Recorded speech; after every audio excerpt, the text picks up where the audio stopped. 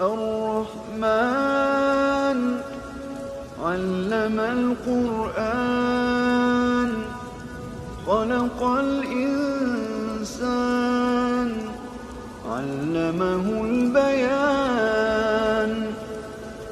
الشمس والقمر بحسبان والنجم والشجر يسجدان والسماء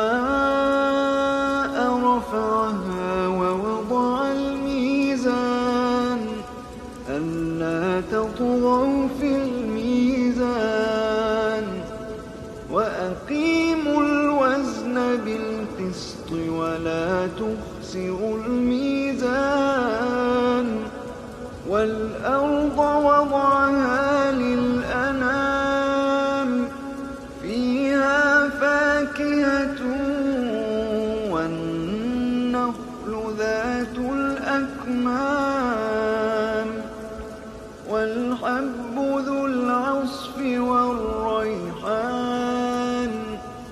فبأي آلاء ربكما تكذبان